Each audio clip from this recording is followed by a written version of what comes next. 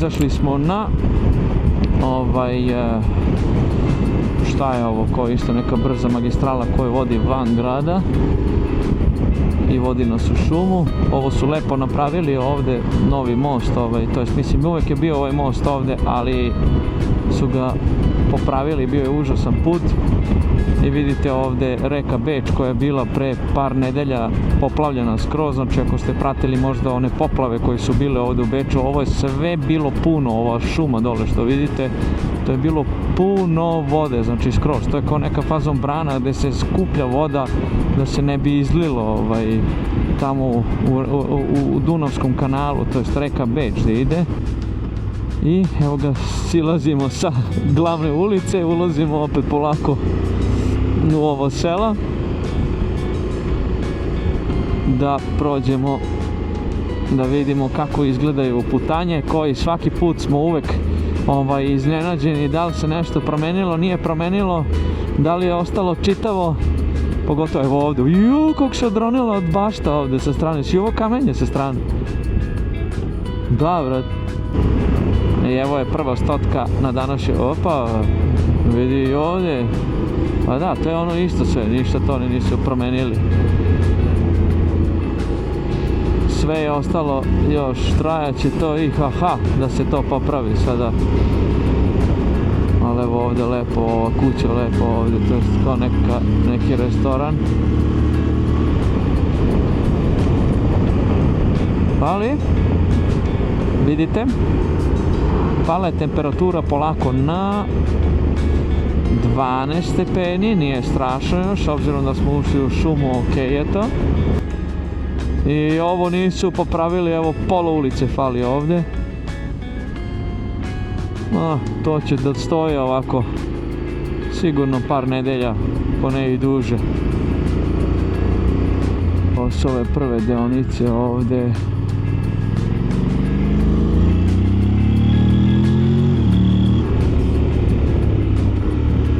Ovdje malo zemlja, vidite pesak, zaobilazimo to.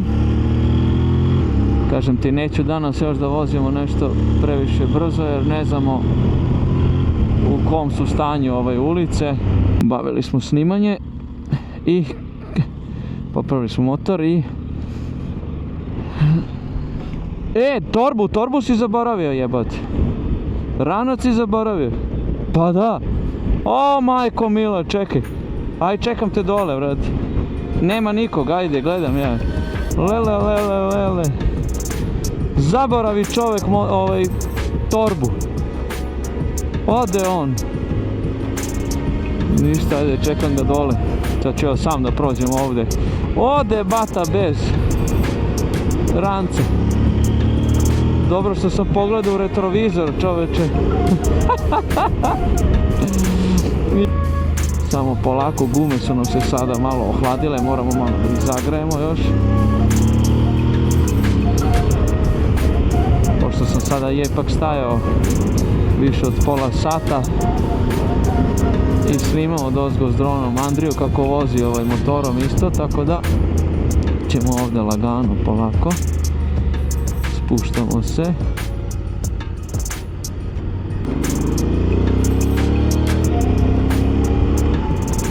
Ovdje vidite odronilo se zemlja od tih poplava, to je bilo i prošli put kad smo vozili.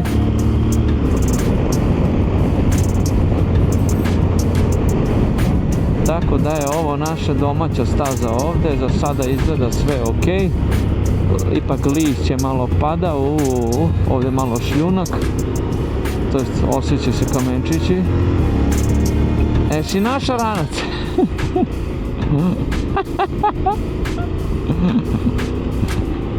Kako si krenuo bez ranca, majke? Ispred biciklisti ove. Ajmo.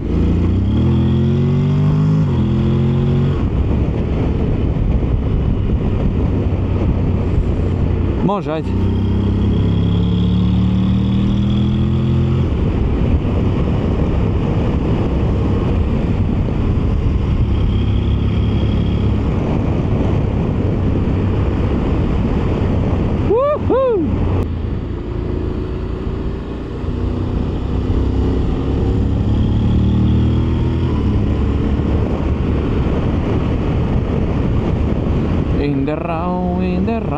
in the round.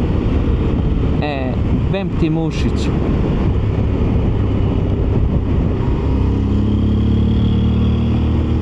Evo sad smo baš vidjeli nekog klinca ko nam je mahao, drži kacigu, pa ubi me ako ima više od 16 godina. I baš smo pričali o tome sada, nema šanse mu da ima 16 godina. I baš smo sad pričali o tome koliko je to pametno uopšte, da li je u stvari pametno da deca, mislim on još uvijek realno dete, polaže za motor. Nema veze da li je to 50 kubika, ali 50 kubika je, opet je motor, on je vozi 50-60 na sat, razumeš, po ulici, učestvuje u saobraćaju. Nekako mi to mnogo rano, 16 godina, odmah na motor, brate, da sedneš. Ne znam, nemam pojma. Ja bi to ipak podigao i da bude i dalje 18. Znam da to pomaže, na primjer, deci koji žive ovako na selima, da postaju samostalni, ne moraju da čekaju više roditelje da ih voze ili da se voze autobusom i to sve. Ali mi opet nekako deluje baš mnogo rano nešto. I šta mi je još jako važna tema što sam razmišljao, 125 kubika, ali 125 kubika u smislu ovdje kod nas ima mogućnost da ako imaš 5 godina vozačku dozvolu, da dodatno uz samo bukvalno 4 sata vožnje, ali to ne bude ni 4 sata vožnje, na poligonu sa skuterom od 125 kubika ili može i motor od 125 kubika, sve jedno, ti bukvalno dobiješ dozvolu posle toga i možeš da voziš 125 kubika. Ja, pa ne znam, evo brate, reći ću ti zašto, zato što na primjer od ovog mog profesora ćerka je isto tako polagala, položila 2 mjeseca i udari auto, to sam ti pričao, ali iz razloga zašto? Zato što mnogo manje iskustva imaju, jer su to sve vozači koji voze povremeno, razumeš, taj skuter, ne vozi ga on uvek. I onda oni još uvijek imaju u glavi kao, ja vozim auto, razumeš, ali nije, brate, totalno je drugačije kad voziš motor, sam znaš isto. Moraš paziš, svi znamo mi da mora paziš 100 puta više, moraš da paziš ko šta ide, kako dakle dolazi. Ali kad si polagao za veliki A, ti si, brate, vozio sa instruktorom, vozio si, učio si nešto, imao si testove, imao si polaganja, brate, ne bi te pustio. A ovdje, brate, hvala, dobar dan, ajde, vozit ćemo se na poligonu, hvala, lepo, doviđenja. Čak i za 50 kubika više polažeš, brate, ti polažeš za 50 kubika kao ovi klinci, oni imaju polaganja, brate. Ali statistički kad sam pogledao i gledao sam, ima statistika, ono se pogleda, najviše udesa imaju 125 kubika. Baš iz tog razloga, zato što najviše vozi i najviše po gradu i najneiskusniji vozače 125 kubika voze, razumeš? On niti vozi po naravno napolju, mislim, vozi neki napolju koji žive napolju, ali većina koji živi u gradu vozi 125 kubika. I naravno ima više opasnosti tamo. Nemam pojma, ne znam koliko je to pametno, ja sam tako položio, sam znaš isto. I ja sam se osjećao nekako jebote, vozio sam, opet koliko toliko ubrzava, brate mili. Ubrza na 50 na sat dok se rekao piksla. I onda tu stane, ti ne možeš da voziš ovdje kao mi, ovdje sada 180, u igrici 180, ali možeš da voziš, razumeš, isto. Da, na zatvorenoj pisti avionskoj smo isprobali da može koliko može, moj može 200, Andrin može 250, to smo probali i to je to. Ali ovako, brate, ja sam ko manijak vozio 90 sa onim. One gumice, razumeš, kad sam se naložio da vozim ovdje, ja sam isto vozio 90, brate. I ti možeš da naguraš. A šta sam im, a bukvalno do daske, ruka mi je bila skroz do dole svaki put. A šta mi je bila fora, razumeš, šta sam znao, ništa nisam znao, mislim, vozio sam biciklu pre toga, jebate. I odmah stavi, kao super, hvala, evo ti papir, možda voziš. Ne, po meni mislim da je to generalno previše olako, industrija. Ja bi uveo isto, možeš, manje polažeš, ali ideš na polaganje, brate. Ne, ideš, ja bi ubacio, sve to je okej, ali bi dodatno ubacio stvarno ispit na kraju. Da vidi kako on skreće, da vidi kako gleda, a ne brate, on izleti sa skuterom, razumeš, vidiš i sam kako voze ovi skuteri, tako da, nemam pojma, ja mislim da je to bi trebali da promene. I ipak smo odlučili da ćemo voziti danas malo dalje. Pošto vidite, lepo je vreme, jeste malo hladnjikavo, ali nije dobro, smo obučeni. Imam duple rukavice onda da stavim posle na ruke, tako da baš smo sad pričali o hladnoći i kažemo da u suštini je ljubav jača od hladnoće. To ne može da se objasni, mislim, svi koji vozimo motor ili bilo kakvu vrstu dvotočkaša, jednostavno to je nešto jače. Ja ujutro, na primjer, kad idem na posao, pa meni je milina, čoče, ja znam da kad ustanem da ću ići motorom na posao. Pa nema ništa lepše. Ma kako god da je vreme, da li je, ne znam, kiša, ja vozim i zimi. Ja sam još luđi što se tiče toga, ja vozim i zimi. Meni je samo problem sneg. A pošto u Beču u zadnje vreme jako malo pada sneg, to bude možda 1 nedelja ili 2 nedelje godišnje. Tako da ja vozim i u decembru, vozim i u januaru, vozio sam, kažem vam, ove godine sam vozio u decembru, to je prošle godine sam vozio u decembru. Bilo je -13, ja sam se lepo obukao, ali nije bilo klizavo, bilo je suvo. Znam da nije pametno da su hladnije gume, da je sve tvrđe, da je sve to, ali naravno vozite opreznije i meni služi motor kao prevozno sredstvo, tako da ga ja koristim kao prevozno sredstvo, jer nekako ne vozi mi se javnim prevozom. I onda mi je to milina kad znam da ću ići motorom, gdje god to bilo, da li samo na posao 15 minuta ili ovako kao sada što se vozimo. Meni je to stvarno užitak da se vozim, tako da ne znam šta da vam kažem. Onaj mi je najjači, onaj u radnji kod nas što prodaje, vrat. Ja došao, probao ove rukavice, znaš, ispod i stavio i radim ovako rukom, onako kao. On kaže, šta radiš, želiš da se boksuješ ili da voziš motor, kaže on. Ja kažem, pa kojiš probavam, pa kaže, pa koliko savijaš prste dok voziš? Ja kažem, pa ovako malo. Pa šta praviš pesnicu onda, kaže.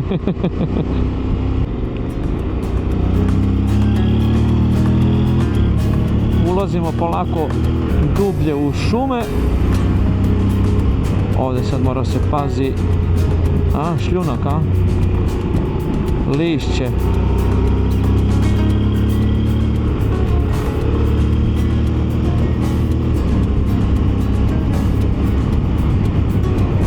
Ova krivina je isto zajebana, vole da malo seku, evo znao sam da naiđe auto, evo što je nevjerojatno kako naiđe uvek auto u krivini kad ne treba. Zato uvek idemo malo šire, vidi se da već nije toliko visoko sunce. Šta je, evo mi imamo 20 do 4 je, obično da uvek bude sunce, ali već pada drugačije sunce, brže zalazi sunce, tako da je ovdje automatski hlad. Moram pazimo na ovog biciklistu. Aston Martina se vidio, a? Vantage. Navukli su neki oblaci malo, ali čini mi se da će da prođe to, da ih oduo vetar na tamo. Mi se sada polako penjemo uz ova brda.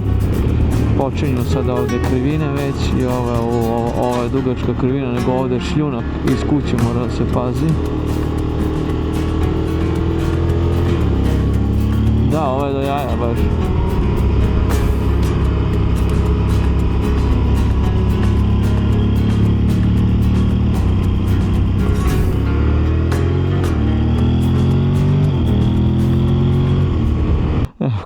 Stigli smo na benzinsku pumpu da natočimo, da promijenimo rukavice i nastavljamo dalje.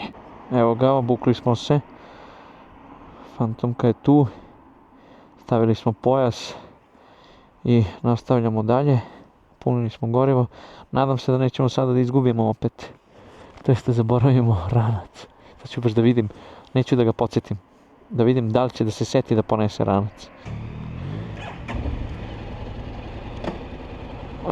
Obavili smo punjenje goriva i oblačenje, pošto je ovdje sada već malo zaladnelo, i nastavljamo dalje kroz Heinfeld.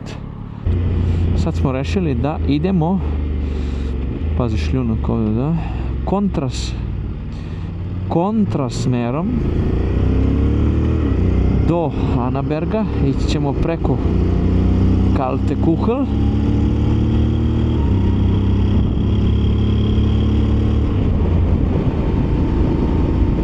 Znači odozdo idemo i ulazimo onda u ova brda ovdje,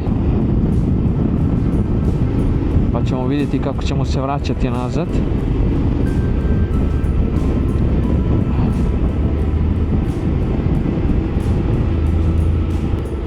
Ali znaš onaj put, onaj pored kad smo se vraćali od Kaltekuhl, da, to ti kažem, ali to je s ove strane, to da možemo ovdje negdje odavde da...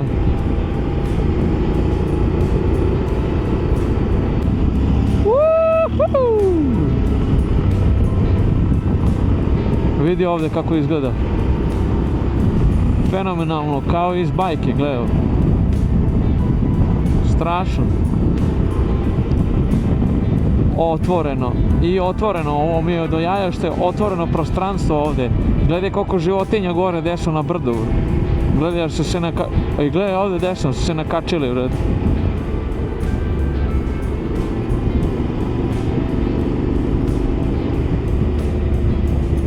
Ha?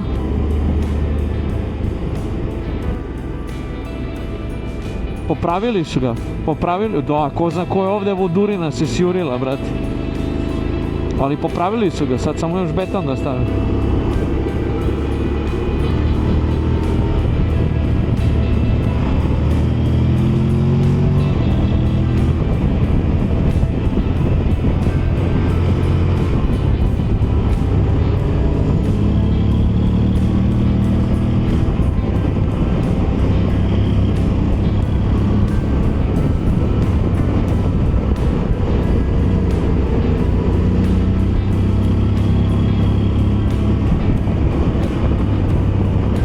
Pazi, ovdje uska krivina piše.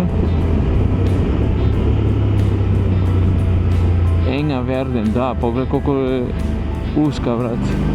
Ko ne zna, ovdje izleti. Vidi ovo, sunce. Wow! Oh my god! Wow! I drugari moji, da li ćemo da probijemo danas temperaturu da bude jednocifren broj?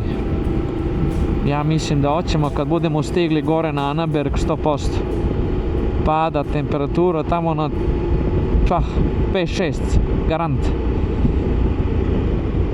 Sada da, 10, evo ga, spustilo se na 10. Znači još malo pa ćemo da ga za ovu godinu probijemo, a?